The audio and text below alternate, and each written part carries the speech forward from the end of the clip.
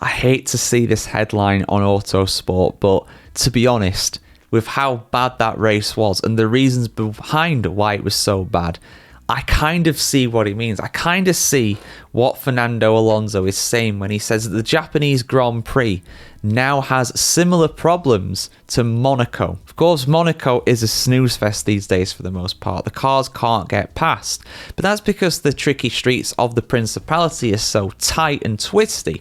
You literally can't force your way past another driver, even if you're significantly faster around most of that lap. But we saw a similar problem in Japan this weekend around Suzuka. And I'm just gonna read out what Alonso said here, because I think he's right, to be honest. And I don't think there's an easy solution, really.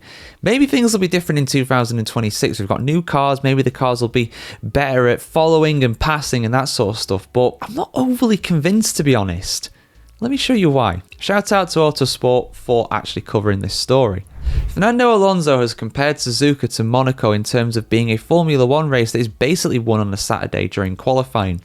Sunday's Japanese Grand Prix saw a dearth of overtaking as the spectacle failed to spark into an entertaining race, with Max Verstappen winning from pole. It is something that has become an issue in recent years at Suzuka, in the same way that Monaco has been highlighted as a race where success is determined by a driver's starting position. F1 will be hoping the Monaco issue is now set to be solved after it introduced 2 mandatory pit stops for the 2025 Grand Prix. But Alonso, who finished in 11th place for Aston Martin on Sunday in Japan, fears that Suzuka may have gone the same way as the Monte Carlo race. This is Suzuka. I don't remember a race when we saw too many overtakings here without the weather changing, said the 2-time F1 world champion.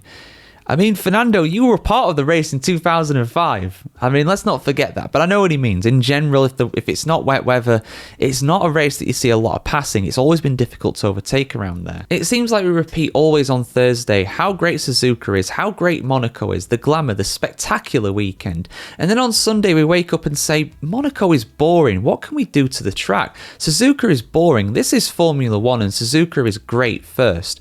But this is Formula 1 and Suzuka is great first because Saturday is an incredibly high adrenaline event. Speaking after the race, Ferrari boss Frédéric Vasseur said the season could become a quali world championship if the trend of struggling to overtake of China and Japan continues. I don't think they were struggling to overtake in China, really. I wouldn't say they were.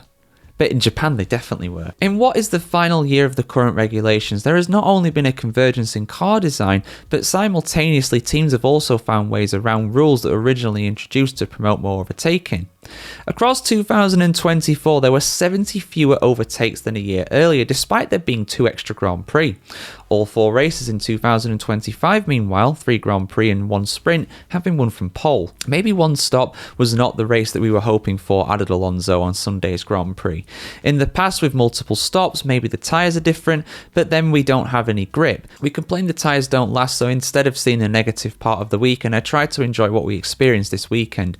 Suzuka began a triple Formula 1 header, with this weekend being the Bahrain Grand Prix ahead of the Saudi Arabian Grand Prix next week. It's a tough one. So, I mean, there's a lot to unpack there. I'll give my thoughts on it as someone who's watched Formula 1 for a very long time now. And I like to have a think that, I have a decent understanding of the sport at the end of the day. Suzuka is a bit unique with this sort of thing. So Suzuka is the only race on the Formula 1 calendar, aside from Monaco, that has one DRS zone. Down that main straight, that's the only one. Overtaking around Suzuka has never been easy. You go back to the 1989 Japanese Grand Prix and look at the battle between Ayrton Senna and Alain Prost for the lead of that race. Now, of course, it did end with Prost driving into Senna. I know, come at me. He did. He knew what he was doing. Senna did the exact same thing, but even more obvious the year after. So I'm not being a Senna fanboy here. I'm just saying what happened in '89. But the whole reason why Senna did that lunge in '89 and was a bit desperate to get past because it is a difficult track to overtake on. It is very difficult to pass. Some of the classic races we've seen at Suzuka over the years, it's been difficult to overtake. A lot of the overtaking has been done through the pit stops, like we saw in the V10 era in general, but also it's not a new thing. '89, it was very difficult to get past with that. Michael Schumacher, when he was making his comeback in 1998, when he dropped to the back of the field, when he was going for the championship, he got up to like 4th, 5th by the time he made his pit stop, and I think he had his wheel fall off if memory serves, and that's why he ended up retiring from the race.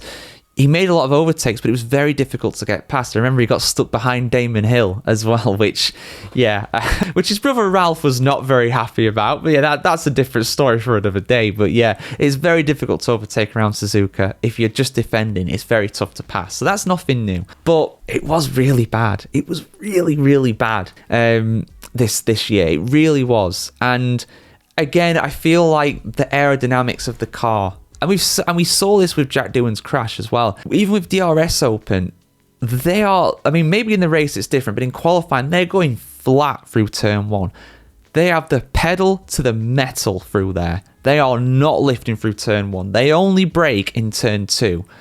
That corner has an apex speed of 190 miles an hour, if not even faster, which is absolutely bonkers, to use a technical term. Now, the adverse effect of that is the fact that, unfortunately, because the apex speed is so high, it is so hard to get past. Now, of course, the next corner after that is significantly slower, the second part of that horseshoe to start the lap. But unfortunately, to get side by side through there with two cars, it's a big, risky overtake. It's a real big risk. And you got to rely on the guy you're passing to allow you room.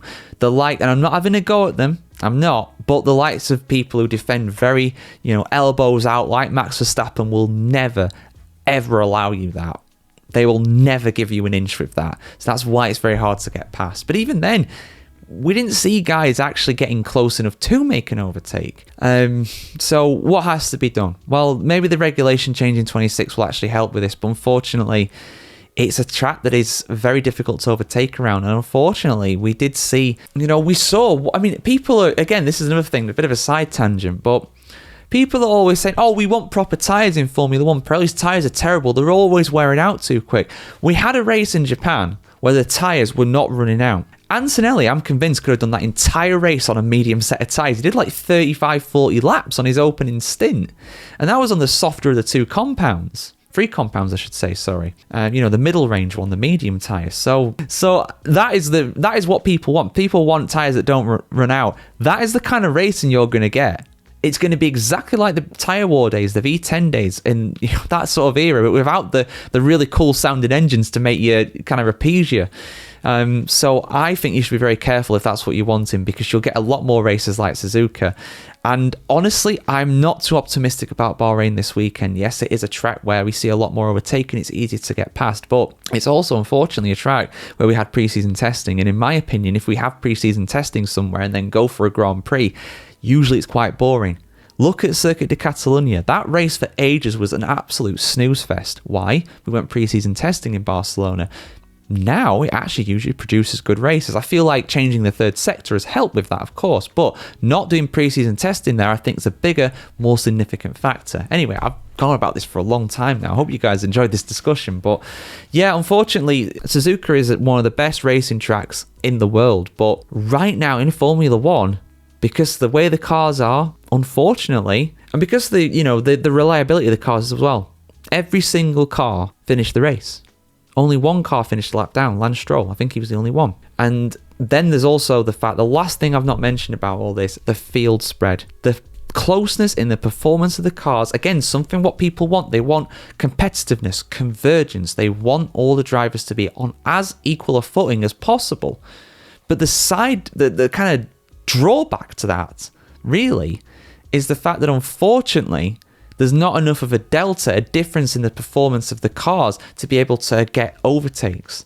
Around Suzuka, they were saying you needed around 1.5 second advantage to get past somebody. The entire field was separated by about 1.5, 2 seconds in qualifying. So unless you're passing a back marker and you're in one of the fastest cars, you ain't getting past. No way, no chance. And then we saw that. So I think F1 fans should be very careful what they wish for, because in a sense, we got a very close field, and we got tyres that didn't wear out in Suzuka. And what did we get? One of the most boring races I've ever seen in Formula 1. I'll say it. One of the most boring races I've ever seen. The most eventful part of that race was Lando Norris running himself onto the grass trying to get past Max Verstappen in the pits. That was it. Hamilton passing Hadjar for 7th. Oh yeah, that was worth getting up at 6 in the morning for, yeah. Well, that made my day. That made my weekend. Fantastic. Love to see it. But yeah, those are my thoughts, guys. Do with them what you wish. I want to hear yours in the comments below. Is Formula One boring? No. But my goodness, we've got the potential for some boring races this season if Japan's got anything to go by. Like, share, comment, subscribe if you want to see more like this, and have a great weekend. And let's hope for a better race in Bahrain. But I'm not optimistic. I'm really not.